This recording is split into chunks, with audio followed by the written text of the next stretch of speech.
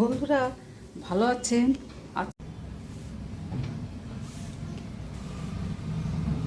পটল আর এই সজনের ডাঁটা এই যে ছাড়াচ্ছি, আর পটল এরকম আস্তে আস্তেই কাটবো, কেটে এই মাঝখান দিয়ে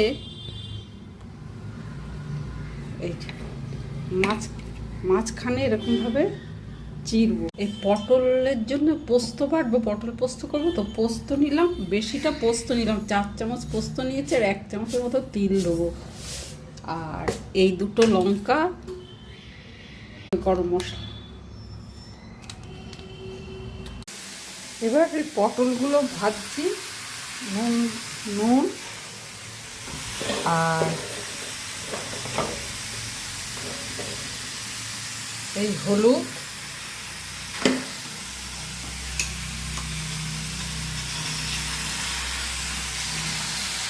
কালো জিরে, তেজপাতা আর এই সজনে ডাঁটাগুলো দিলাম।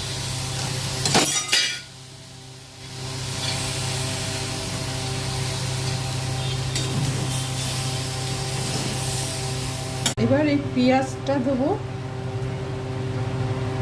আর এই মশলাটা দেবো, যে মশলাটা পেস্ট করেছিলাম, পোস্ত, তিল, আদা।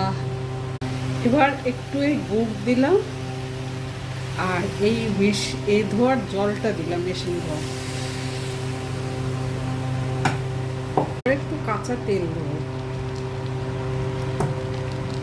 দিয়ে মিনিট খানিক ঢেকে দিয়ে গ্যাসটাকে অফ করে দেবো।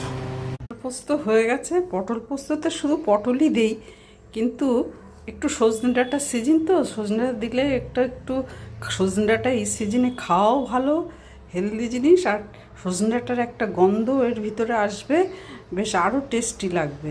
সেই জন্য সজনে ডাঁটা আর পটল দিয়ে